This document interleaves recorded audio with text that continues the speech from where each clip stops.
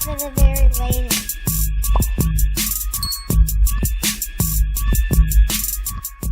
So, I want to get into a conversation, man. Let's talk about some real, a conversation about music, right? We just had a real conversation about music though, so we're gonna continue on with this conversation, right? So remember, we all three of us there when we was on the collab. We had a discussion about Normani. Remember that conversation we had about how they said, remember that? Oh, we didn't take. It's not the Aaliyah sample from 1 in a Million. Oh no, we didn't sample that song. Y'all know y'all did. Stop it. Y'all stop doing that. I hope y'all listen. I hope y'all stop saying that. Okay, please, just give it up. So, but yeah, we talked about basically sampling and just like how songs sound similar. But I want to expand on that conversation because now we're in the generation now where it's like, everything is sounding similar. It reminds me of disco. Remember how disco, all disco songs sounded the same. I feel like we're in that era. But nevertheless, it's their era. But I want to expand on the conversation about inspiration versus stealing. Inspiration versus stealing, right? So I want to start. First, I want to say this before we start this. Shout out to Jay Sheree and Tay, collab. Y'all want to go listen to collab episodes?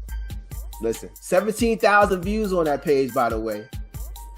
We proud of that. I know that's a little numbers to y'all, but we proud of them 17,000 views on that page. Shout out to them. Shout out to, shout out to all of us. We earned it. We all was on that. So shout out to all of us. So, but y'all can go back, laugh. We cracking jokes. We laugh. We had a good time on that podcast.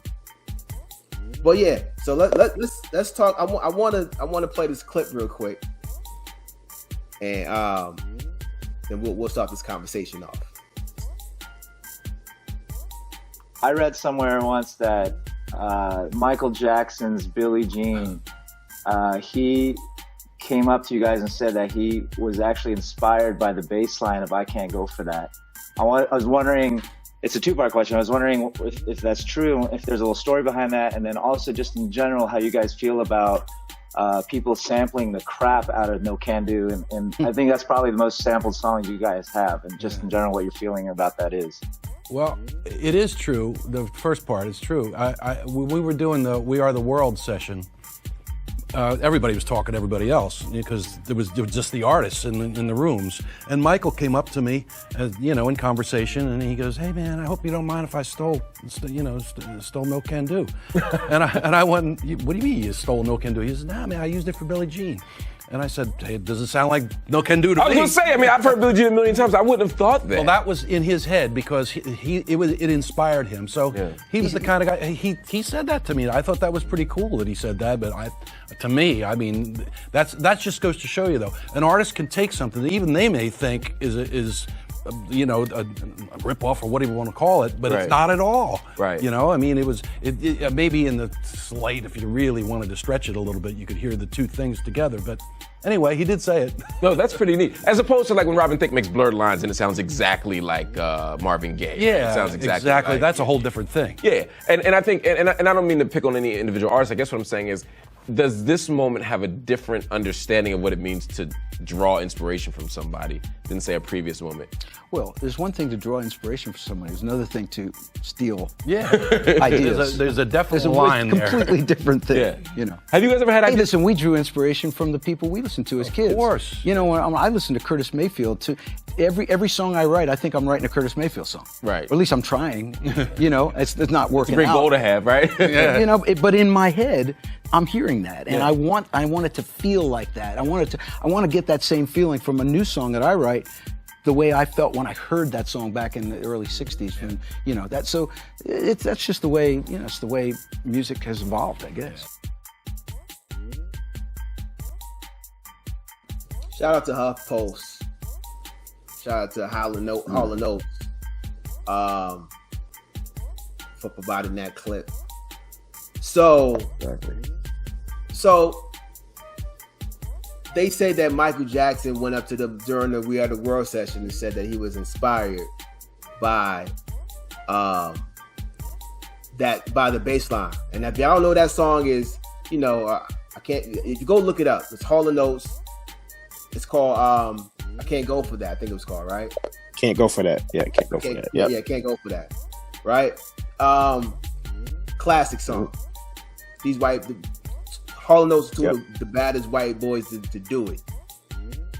And I say white boys because they represent our music and the way we do it in a great way. You understand what I'm saying? Being white and having that soul. You know what I'm saying? Like I feel like they represent it well. You know what I mean? From their perspective and what they did. You know what I mean? That's why I say that. Mm-hmm. And but now I want to get, we're going to talk about the subject we're talking about, but I want to get into the Billie Jean song.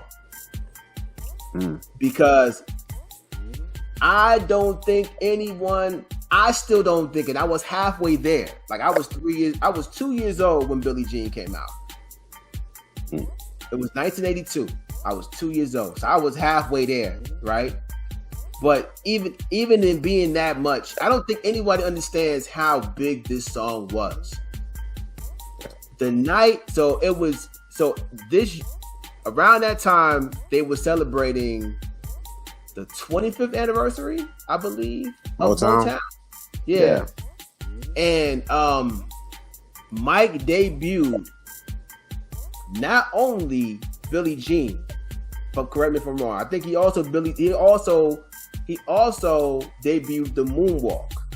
Yep. Right? That was it. Now, let's understand what the Moonwalk and Billie Jean took Michael Jackson to the moon. Literally. Literally. He was moonwalking because he was on the moon. That dance and that song took Michael Jackson to another stratosphere. True. Now, keep in mind, this is what? The Thriller album? What is this? What album is this? Thriller? Thriller. Yep. Okay. Now, understand that Mike won Best R&B Artist for Off the Wall at the Grammys. Yeah. Right? Stop me from right? Y'all with me? Yeah, he won. Mike was tight. Mike was mad that he won that award. You know why? Because Mike doesn't think of himself as an R&B artist. He's not an R&B artist. He always thought of himself as a pop icon. That's how he always thought of himself. He's not R&B. R&B is for everybody else, not me. I'm Michael Jackson. I'm the king of pop. Elvis had the king of rock and roll. I'm the king of pop. That's how he saw it. So, back to the song, Billie Jean and the Moonwalk. Now, the Moonwalk, Mike didn't invent the moonwalk. I hate to break y'all. I hate to break your heart. Mike did not invent the moonwalk. They was doing the moonwalk on the streets. It was called the backslide. And then the backslide came from a tap dancer, I forget his name, from way back in the day. Black and white days. Thank you, Walt. Back in the day, we're talking about 1963. So, no. 55. Somewhere in the 50s. Right? So, Mike has always been he studied. He is James Brown he was James Brown in the flesh. He was like James Brown in the flesh. Exactly. He studied James Brown, and he did, because James Brown he wasn't like a traditional dancer. It's not, he did what he felt. He was in the beat. He wasn't that. Yeah, he wasn't that. He danced how he felt. Right? So back to Billie Jean, and back to the so the moonwalk is influenced. So now someone say that he stole it. Bill Bailey. That's There you the go. name of the dude out there. There you go. Appreciate you. So yeah, Bill Bailey. He was the first one to do the backslide, right? So some people would say that Mike stole it. So let's go into that. Do y'all think that's an influence or is that a steal?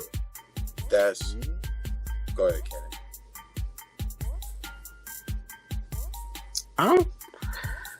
Did he ever come back? Did he ever come out and say, I made the moonwalk. I created it. I came up with it. I don't think he ever did. I don't think Michael Jackson ever said I created it. But if he didn't do what he did, he just danced. I think he did watch that, but I'm saying I think he watched it have been done before. But as far as I don't even know if he called it the moonwalk. If he did, more power to him. All I'm saying, I wouldn't call it stealing because the thing was like no one really knew that. Like when we saw it on TV and then it get performed and everything, like I don't think the world knew for real what it was. Of course, in the culture we knew what it was, but that was black. Like when my sister tell me about it, my parents tell me about it. They were like, when he bust that out, we ain't seen nothing like that on TV before. Mm-hmm. So it's like, I kind of look at it even with the dancing. Like when you were talking about from James Brown to Michael Jackson, that's a real transition from like a passing of the baton. Right. That's how I look at it. When you look at Bill Bailey and how he did that dance, that was the 40s. It took another 40 years for that joint to get on TV. Right. So I'm saying, go ahead now. No, I'm about to say, keep in mind though, the moonwalk, the backslide did come on TV on Soul Train. Right. Oh man, what's his name from is it Jeff Daniels? Jeff Daniels from the group For the Lover in You. What's the name of the Shalimar, yeah. So the guy Shalimar. Yeah, so the guy not Hewitt, but the other guy, I think his name was Jeffrey Daniels, if I'm not mistaken. He used to be on Soul Train before he was in that group. And he was a part of this group called the Electric Boogaloo. Electric Boogaloo were a group of breakdancers on Soul Train. He taught Michael Jackson that dance. Mike called him up, was like, yo, I saw that dance. Can you teach me to dance? So when he's teaching him to dance, Mike called it the moonwalk. But there was already a moonwalk dance. That's that. It's like you go in circles. It looks like you walking on the moon. Like it's just like you kind of. But so you got it like in slow motion. That was the moonwalk. But Mike took that name and called that the moonwalk. Right?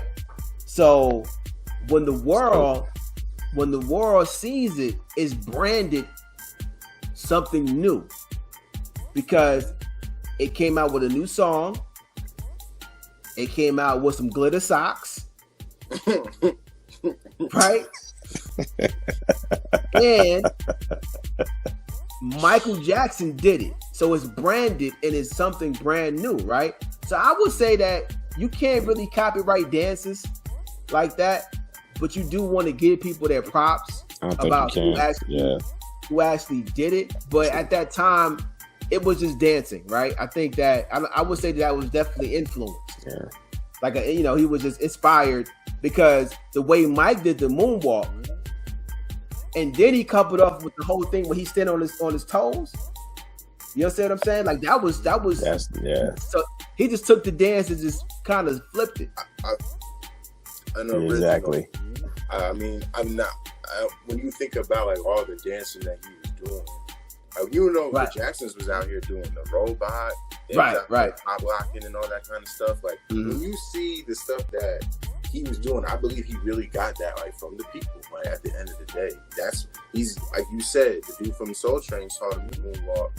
I think he also like pop locking. He's seeing that from the people. Yeah.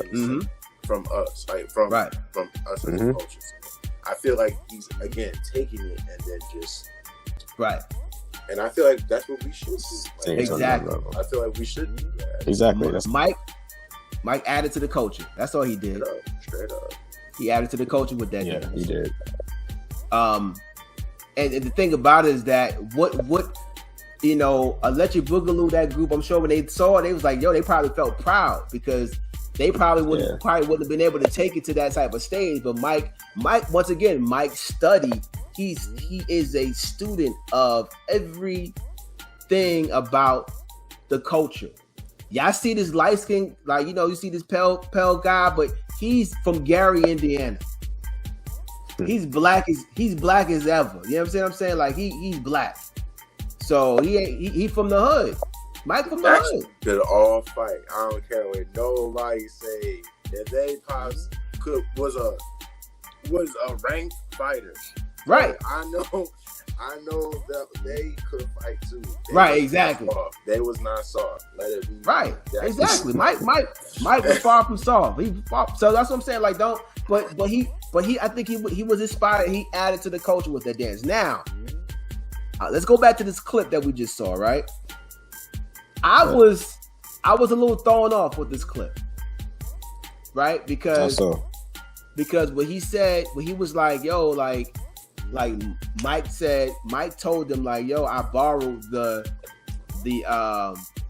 bass line for I can't go for that.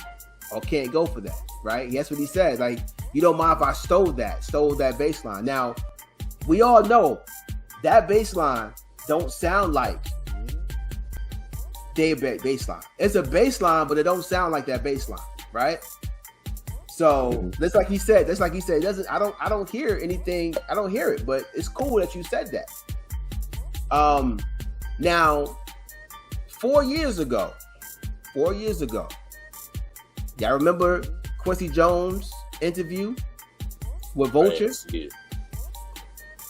Oh yeah, you're not gonna see it because that interview I can't find it anywhere. Yo, I cannot find this interview anywhere because I can't find it. So all right, so y'all don't remember this? Y'all don't remember this when Quincy Jones had that interview with Vulture? You don't? No. Okay. So in this interview, Quincy Jones was going like he was, as they say out there. I don't talk like this, but he was spilling all the tea. Right? I don't talk like that, but that's what he was doing in your language, right? So basically, I mean, he was talking crazy. Like he was talking about how he knows who really killed John F. Kennedy. It was all types of like stuff that government was like, yo, if the government's looking at this, he must have had something to drink. Yeah, he probably was drunk. He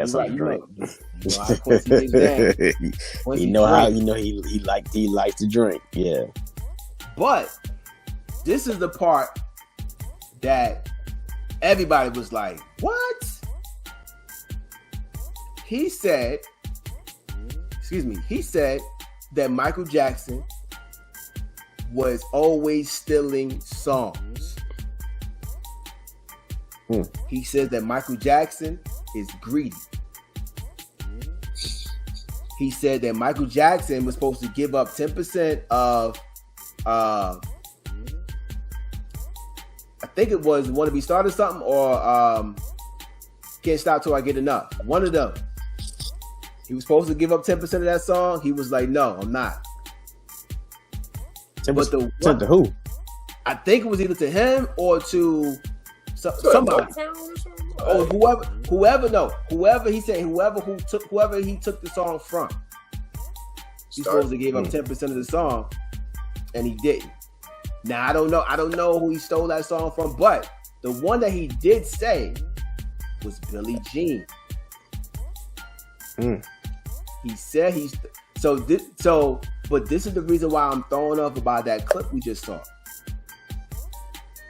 He said that song is a is the notes are directly taken from the song by Donna Summer called State of Independence.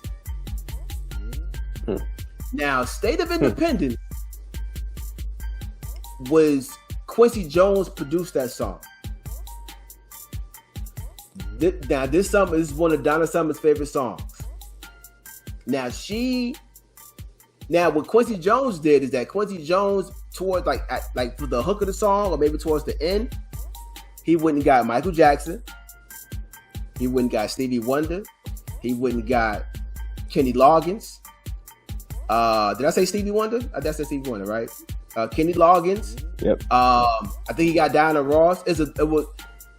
Lionel Richie. There's a whole bunch of them in this song, right? And as far as like singing the hook, like he wouldn't got the all stars for this joint, as he always does. Right. Now, keep in mind, State of Independence came out in 1982. Billie Jean came out in 1982. Now, Quincy Jones is saying that this song is stolen. He stole this song. So, I'm going to let y'all hear this song. And then y'all be the judge. Right. But you know what? Before we listen to the song, I want to say this. I want to show y'all something real quick. I thought it was pretty cool before we listen to the song. I want to go through a fun fact by Billie Jean. I didn't know this.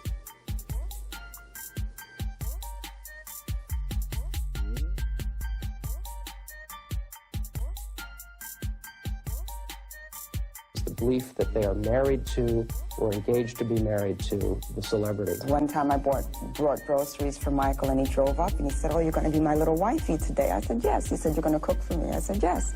Levon Muhammad, who prefers to be known as Billie Jean Jackson, believes that she mothered Michael Jackson's children and that Michael asked her to marry him in 1985. He loves me dearly. Because Billie Jean is not my lover means that he's my lover. Billie Jean is currently serving 2.5 years in a Los Angeles County jail for violating a court order to stay away from Michael Jackson. She is charged with sending her doctor bills to Jackson and telling a Beverly Hills boutique to bill him for her wedding dress. I would say that we might have literally hundreds of cases that we put in the category of Del spouse, which means delusional spouse, where they believe that my client is their husband or wife. The person truly believes these false things. And when they say it's true, they believe it's true. I would say, "Michael, I'm in jail because I did what you said." Billie Jean is real. Wow. Yo. The Irish jail because I did what you said. Right. Wow. To be Michael Jackson, bro. What? Yo. Wow. Billie Jean is real. I thought it was just a song. Lawyer said this is one of the dozens of cases. He would be claiming my yo, that's a life to live, bro. Yo, Billie Jean is real. Yo, this is crazy. I was like, yo, I'm thinking this whole time, thinking like, yo, Mike probably wrote this like off of some type of like maybe just, maybe it's just a thought that he had, but no, Billie Jean is real. Man, that's crazy. We do that with our trauma, yo. We take that pain, we do something with it. Right, Exactly. exactly. I'll make a song about this, and it's gonna be the hottest thing in the world. Wow. Right. So, man, I thought that was a fun fact. I'm like, yo, Billie Jean is real. That was a real stalker, bro. That was a real stalker. And her name is Billie Jean Jackson. That's what she said. Her name was Billie Jean Jackson. Blame that man. She said he loved me. Wow. Yo, she was sending. I gotta show this. Yo, she was sending Mike the bills for the baby that she did not have. I seen that dress. Wow. That to $11,000. Like, whoa. Yeah, I know, right? Yo, dang, man, I was like, yo, this lady right here is certified planners. And she was serious with it, man. She was like, how calm she spoke with it. Like, you could tell that she really believed it. She was detailed. She was detailed. Exactly. I mean, every time I hear a song now, I'm gonna think of this woman's face. Yo, she is certified planners, bro. Done. The thing about it is that she was so detailed about what Mike said to her, and that they had dinner and all of this stuff. She's gone. She is gone. Oh, I couldn't believe that. I was like, yo, this is crazy. Is that a form of schizo? Is she schizo? Is that a form of schizo? Man. I don't know, bro. That's a good question. I don't know. Yeah, it might be. It might be. It gotta be. Psychiatric. They said she in the regular jail. I'm Right. telling you, the woman felt, she was starstruck and was like, right. She heard what she said. Right. Yeah, you're right. That's what she said. When she said that, I'm like, oh, God. Man, hey, bro. You know, I know Michael Jackson, when he's heard about this, like, oh, what? Right. What? I gotta write a song about it, Quincy. Quincy, I gotta write a song about this. I gotta write a song about this. Did you hear her? Did you hear her? She said she having my baby. She's having my baby. Took over the world. Took over the world with it. Exactly. Hey, take a lesson from Michael Jackson, people. Turn your pain into that. Like, do that.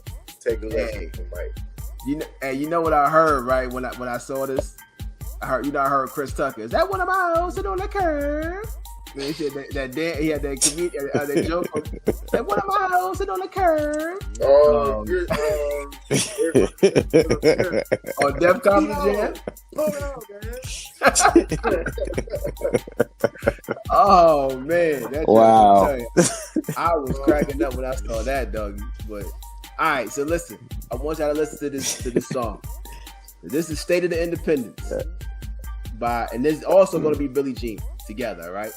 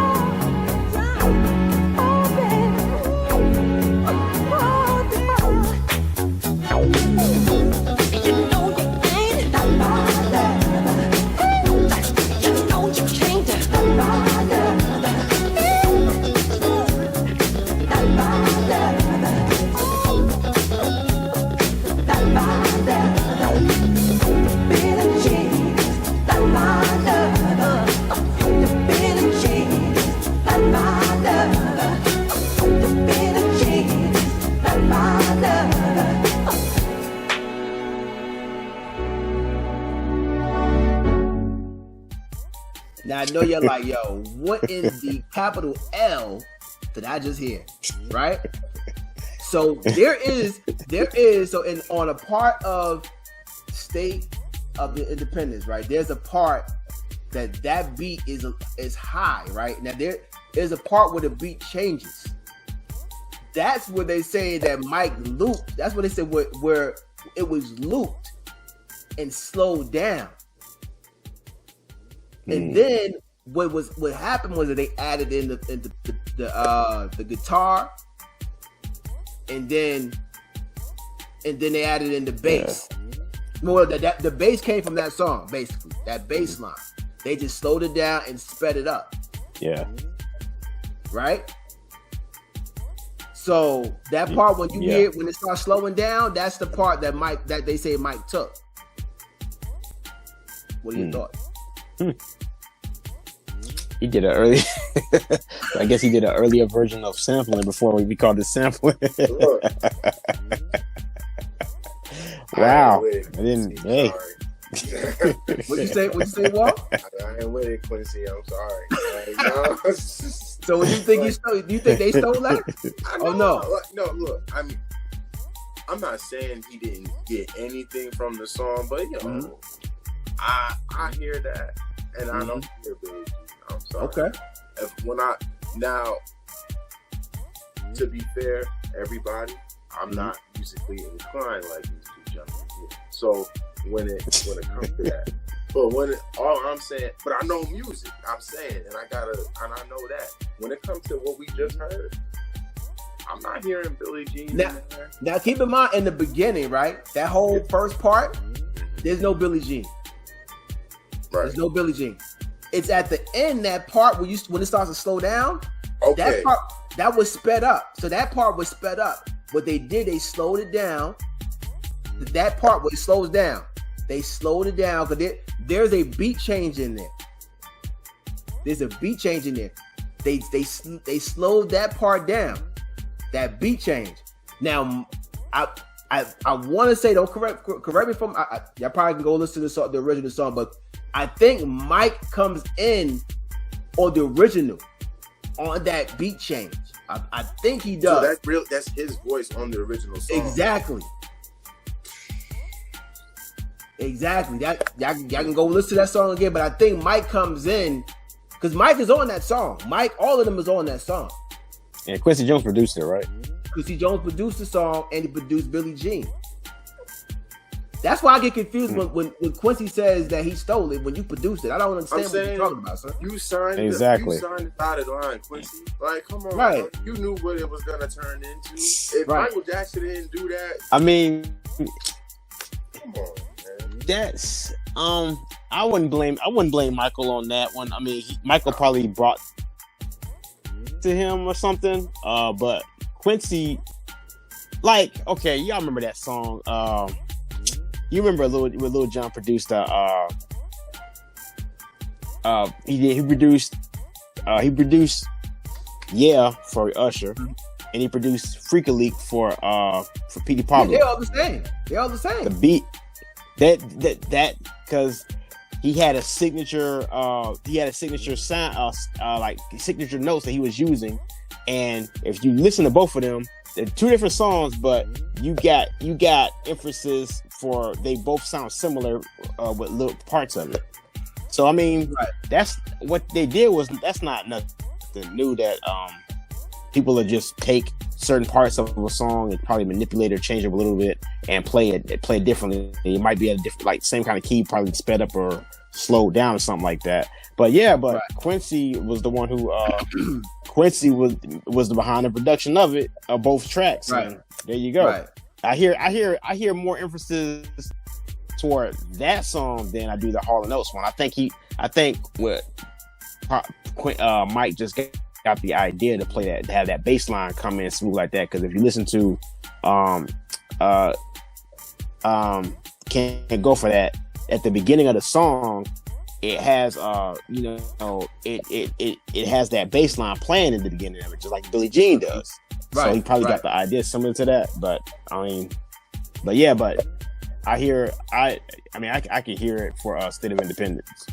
Yeah, I mean, all right. So I would say that I know Mike might have said, "Yo, you know that song you produced? Yeah, that song. Yeah, I want something like that." You know what I mean? I feel like it's a I ain't gonna lie. I mean, it ain't inspiration. It's stolen. Yeah, you took it. You took that. Whoever was you responsible for it, y'all took it. Now, keep in mind, exactly. All Quincy Jones did this. He put it back in his hand. You know what I mean? He's like, he produced it. Is it? I'm saying when my confusion on when you played the songs, when does it? You're saying that the song end switches. That beat and then it speeds up. Exactly. Okay. It's a saying. The bass line is the same when it gets to this part. When it gets to that end part, like when you hear, when you start to hear Mike's voice, that was sped up. That was sped up. They slowed it down and looped it. So you put Michael Jackson on that end of that song. All of them was on that song. But I think that's Mike. But I really think that there's a part. I have to go back and listen to the song again. But I think that on that part, Mike is harmonizing on that. I'm almost sure. Y'all can correct me if from what you just played, it sounded like whoever put that mashup together, they had the State of Independence song, and then they looped into they had that melody, that bass line melody from State of Independence, and they slowed it down, and then they just looped in Billie Jean to let you hear how they're similar. Right. Because the thing that's similar is the bass line from Billie Jean, how it sounds like that bass line from State of Independence. He dropped. He'll be back. But I think I know what he's saying though. It's like what they saying is that they just pretty much. So the bass line, what he's saying is that all of it is the same, but they looped it in there so that way he can show the similarities of the two. Okay. So he could be. So yeah, so Trim is right on that. So when they slow it down though, it does sound like Billie Jean. That's what I'm saying. When they slow it down, it does sound like Billie Jean. I was getting confused as far as like when the next song started. I was trying to figure out when that, but now I understand. Yeah, so they it is biting. So, but I'm saying it is him. That's my confusion. I'm like, if it's the end of the song and you got Mike at the end of the song, and if I'm Michael Jackson, I'm like, yo, let me make a song out of this. Now they could have now, because every time I hear the song, because I haven't been able to go all the way to the end, because that song was like 6 minutes long, and State of Independence, and I'm like, yo, I don't know if I can sit through this whole 6 minutes, but I think what they did is that they put the two on top of each other. Yeah. So I think that's actually Mike's vocals off of Billie Jean. I think that's what it is. Yeah, it is his vocals off of Billie Jean. So, scratch what I said. They just put them on top of each other and slowed it down. Yeah, they want you to hear the similarities of it. And so if he still got that little bit off, I still think of it as like a new piece. Like I still think of it as like a new piece. It is. I'm not saying you ain't bite, but even if he did, it's like he bit off himself. Like at the end of the day, if you using Michael Jackson and he's on the song and then you create something new, this was my question to y'all. Do y'all think they knew it was going to be this big of a song? As far as Billie Jean. I don't think I according to Quincy Jones, you can never tell when a song is going to be that big. The only thing you can do is to make a song that you vibe to and that you like. And if you like it, then you just put it out there. Thriller is 800 songs. They went through 800 songs. Wow. And condensed it. I think y'all correct me if I know I heard him say that they wrote 800 songs. And remember, Quincy Jones had that publishing company. And he had that team of writers. So not to mention, Michael was destined. He was coming off the wall. He was determined to make his next effort to be big. Right. Like that's what I'm saying. That's why I said that in the beginning. Mike was mad. He was pissed that he got that R&B artist of the year because he doesn't view himself as that. Yeah, he don't view himself as that. He's not an R&B artist. He's so much more than that in his eyes, in his mind. So that's what I'm saying. Like, but I feel like he went so far to try to become bigger than what Off the Wall was that he started borrowing from different things. Let me go to the street and get this dance. Let me go over here and get this State of Independence song that I really like. You know, he started piecing things that were great and making it his. I think that Billie Jean is a prime example of the line between stealing and inspiration. Like this Billie Jean is a thin line. This Billie Jean is a very thin line. Mike was toting that line. You know what I'm saying? And you know, my thing is, because the thing about it with this song is that if that's true, now Donna Summer didn't write this song. No, the writers, whoever wrote this song, didn't get the credit. Who did? They didn't get the credit. Mike. Mike got the credit for Billy Mike wrote Billie Jean. Quincy Jones produced Billie Jean. Mike wrote it, if I'm not mistaken. But the credit, the person who got the credit for the other song, you're saying we don't know who that is. I mean, the person who wrote the other song, we don't know who that is. I'm gonna give that name right now, but he didn't get the credit for that. Is what I'm saying. Right. Because if Mike took this, if the song is literally a loop from State of Independence, then whoever wrote that song needs to get credit for Billie Jean. Whoever wrote State of Independence. Exactly. Okay. Exactly. That's the part I'm like, I don't know. Right. Now, here's where I'm confused, I guess, and I think I remember looking this up too. I didn't see that. I'm gonna look it up on the internet before I look it up. I'm gonna look it up here on Tidal. So,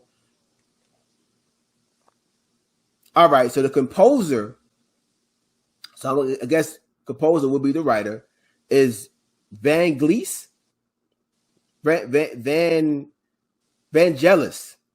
and John Anderson. White guy.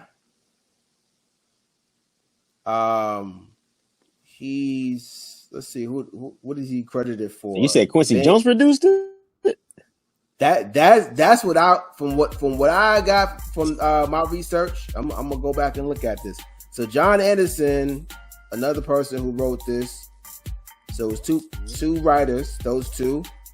Now he's a producer mixer, this guy John Anderson. So I'm gonna look and see who wrote State of Independence. Now, if Quincy Jones did not write State of Independence, he didn't produce it, then that is a bigger problem there. There's a bigger problem there. No, he didn't. Who produced it? Man, I thought I saw that he produced this. Hold on. Okay, so it's a cover. So Donna Summer did it over. So back in the day, who did it? Those two that I mentioned. John and Vangelis. And Vangelis, I think his name is Vangelis and John. So they're the ones who originally did the song in 1981. So you know how like Prince did with the song he gave to Rufus.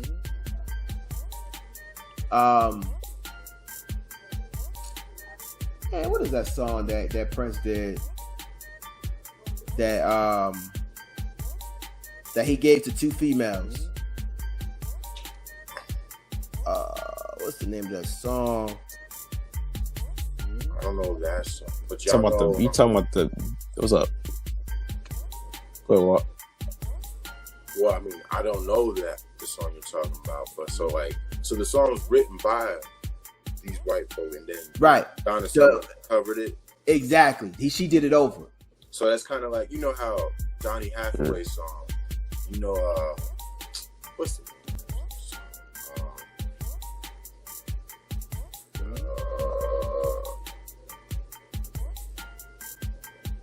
A Song for You. Y'all know that song, A Song for You by Donny Song for Hathaway. You? Y'all know that? Yeah.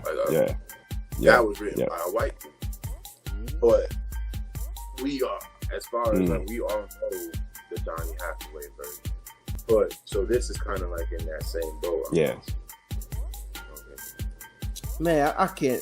I need to know the song that Prince did. It would be in that same boat. You talking about the Bengals of Manic Monday? No. Prince did two songs that he gave to females to sing. I want to say that Shaka Khan. Yes. Well, was I feel for you? Wasn't I feel for you? He did. I feel for you. Shaka Khan just redid it.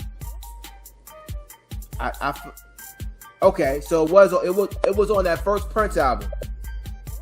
It was called Prince. Yeah. That one? I guess it was. I really thought it was something else.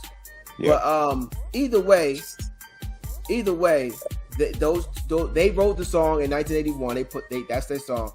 1982, Donna Summer did the song. So Quincy Jones had to have his hand in that because, and I know this for a fact because what she said is that in this interview she said that the reason how she got that song is that she got with David Geffen. David Geffen got with Quincy Jones. Got it with Quincy Jones. And Quincy Jones was like, we got a song that we want to cut for you. She was like, all right, then do it. Then they came with that song. So so even though it was produced by those guys, Quincy Jones did that song over. If they were the one who wrote the song and she just did it over, but it was their song, they should have still got credit for it. They should have. No, they got credit for that version, that Donna Summer song. What I'm saying is that they should get credit also for Billie Jean, because even if it was a little bit something in there for it, they should get credit for it because they have something that sounds very, very similar to one of their original songs. Exactly. And that's the part that I'm like, yo, that's the part where I'm like, yo, that is a direct rip off of a song. Like, you know what I'm saying? Like, if it is the way it sounded that we just heard, it's stolen. Mm-hmm. So now it's stolen. Now remember, this ain't the first time that something like this happened, though. Remember,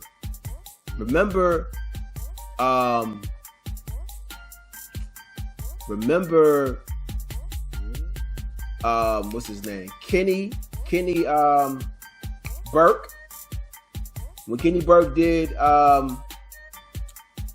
when he did, hold up, I'm losing my the bass line. Yeah, the bass line. Hold up, it's one of my favorite songs. I don't even know the name of it. Kenny Burke did "Rise to the Top." So you know that song, yeah, Walt, "Rise to the Top." So it's a song. I'm gonna play this song just a little bit. I know we're gonna have to cut it out, but I'm gonna play this song because I want you to understand what I'm saying, because this is exactly what Mike and Quincy Jones did, and the same thing happened to Kenny Burke, and he couldn't do anything about it. And it's probably the same reason why the other people didn't do anything about it either. I'm gonna show you. So, all right. So listen to this. You can probably hear it.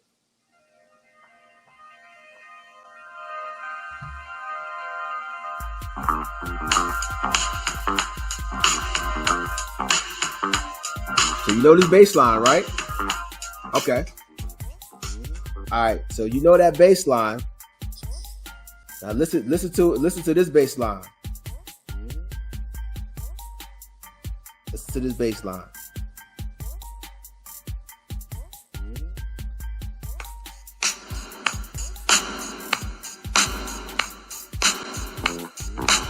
Hey boy.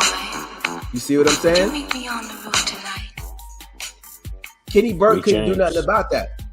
Rick James literally took that bass line, reconstructed the bass line, and then put it into the Mary Jane Girl song All Night Long. He wrote and produced that song. I thought they Mary J. Blige got a version or something. Mary J. Blige got a version.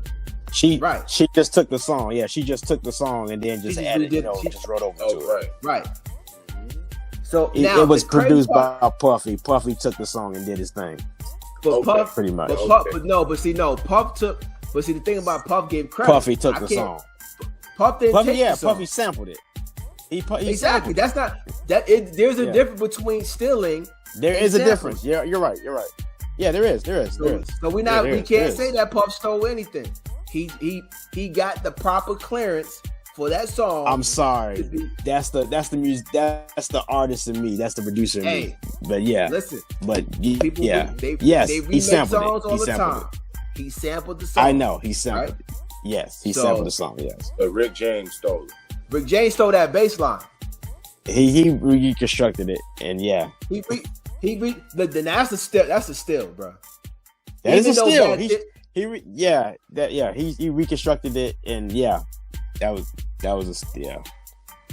It was just a different note here and there, but yeah, he got that bass line from Kenny Burke. And we're gonna do an episode about Kenny Burke later on down the line. That's my boy. We did that episode back some time ago, but it looked like a little karate-esque. Like a karate fight where our lips wasn't matching with our words, so we never put it out. Actually, no, we did put it out, but it just looks bad. I'm not taking it off the channel because I ain't trying to drop my little views that I got. But that happens. That happened a lot. Now I've heard that Mike got other songs out there, a lot of other songs out there that he either sampled and some people didn't get their credit, or maybe he got it cleared and maybe we don't know. I wonder if Liberian Girl is one of them songs, because Liberian Girl that's like, for me as a producer, that was very, very, very clever. That instrumental, that sound, the music for it was instrumental. It was really clever. So I was been inspired by that for the longest. But I wonder if Liberian Girl is one of those songs that was taken from somebody. But it was, it's one of my favorites from him though. But yeah. But yeah, I definitely, as far as Mike goes, man, there's a lot of talk. He definitely tread that line. He really was on that borderline of stealing and being inspired. But I guess my question is, before we close this out, is like, as we stand in 2022, what does that look like in this climate? Like, do you think that people are stealing from each other? Or, not stealing. Does it really matter anymore? Because if it doesn't matter, the next question I have is what does music look like 40 years from now or 20 years from now? Like, you know what I'm saying? Because that type of thing of like Hall and Oates was saying in the beginning, that type of thing, you know, it's a thin line between inspiration and stealing. You know, does it matter anymore? Like in this present climate that we're in? Me speaking as a producer, man, yeah, that matters. I mean, if you getting inspired and taking there's a difference, like you said, about being inspired by something. Like me, I get inspired by something. I listen to something and I get inspired to make something close to it where it won't sound anything like it, but I know I drew inspiration to have a vibe and a feel from something I heard, but it comes out totally different. That's being inspired. Me taking a bass line, probably like it's very similar bass line, but you probably changing just a little bit of it, but with a good ear, you can hear it, like with the Billie Jean and instead of Independence track, you can hear the similarities to it. The people who did the original one, they need to get their credit, and ain't nothing wrong with it. You just need to get your credit. Just give people their just due. But what I'm saying is that, all right, so let's look at the young kids that's in charge right now. Mm-hmm. Do you think it matters to them anymore? Do you think it matters at all? They don't know what. I don't know if that's a good question. I don't know if it matters to them at all. Yeah, does stealing? Credit. Yeah, is stealing or being original? Like if someone stole, let's say if somebody stole or a song that sounded like theirs, does it matter to them anymore? Like if this same thing would happen to them, to the young people, got robbed or the robber, like the person who got robbed.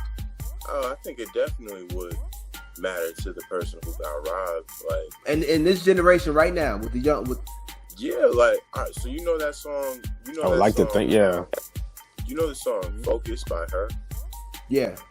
So you know the part with the harp and all that kind of. Apparently that was not her. Like apparently it was a dude who composed that harp part.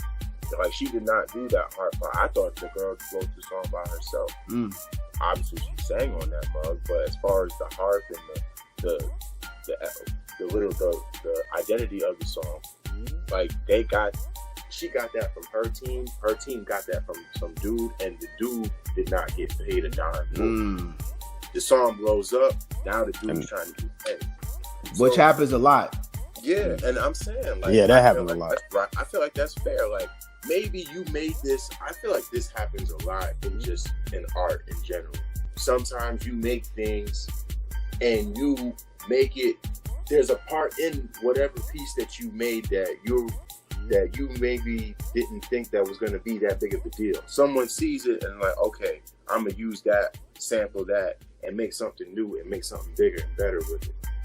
Granted, maybe they didn't know it was going to blow up. No one knew it was going to blow up. But once it blows up, now everybody want a piece. Yeah, you got to recoup now. You got to get the money now. You definitely should. Yeah. I just believe that's fair. I believe it's something. If you did that, then everybody eats. But at the same time, that's how everybody gets to know more. I think that's what keeps music connected. I'm saying in the sense of like when you sample from older songs, okay, bet. Oh, that part of the song was nice. Let me find out about this song. Then you look into the real song, and then you might actually like the original song more than the new song, or vice versa, or whatever. But I'm saying, I feel like that connection in music, because to me, I feel like that's what we've just been doing, like literally. I just think that at the point that we have right now, to answer your question, does it matter? I definitely think it does. But I don't think I think it matters as long as everybody gets paid. You see that? And that's the thing. Like, people get into music because they love music. Then the money comes. I think the issue is that people are getting into music and money is coming first. or it might be like on the equal Yeah. playing field. You know what I mean? Like, it's like, yeah, I do money, but I money. A lot of times, like, you got people who just love the art, and just love doing it. But I say this, and this is for everybody who's an artist, and that's going back to the issue that what Walt just said about people doing things and then getting paid later. Do not do anything or go into a studio or come out that studio without having your split sheets done. Have your split sheets done. If you don't know what a split sheet is, it's basically telling everybody, yo, I got this percentage of this song. Because if it's not done, that's when the track race starts. You're going to be running around trying to get your money. And it's going to be years and years and years and years before it passes by. And you might get your money. But if you had your split sheets done, it wouldn't have been that big of it. You would have been like, all right, well, I did my split sheets. I got my 50%. Now I can just take you to court. And I got my proof. That's my receipt that I get this percentage of the song. You know what I'm saying? Like, we do our split sheets every time we put Muggs' album, like we put our artists' Muggs out. Split sheets is done. 50-50. You gotta you gotta be about your music business before you're about the music. Or, yes, you could be about the music, but don't forget about the business. That's all. So, be about your business, man. Am I saying anything wrong? I mean, I'm just saying, you gotta be about your business. You gotta be about your business. But yeah, I thought that was music too, and don't throw out any garbage. If you try not to, hey man, hey man, not on purpose. That is.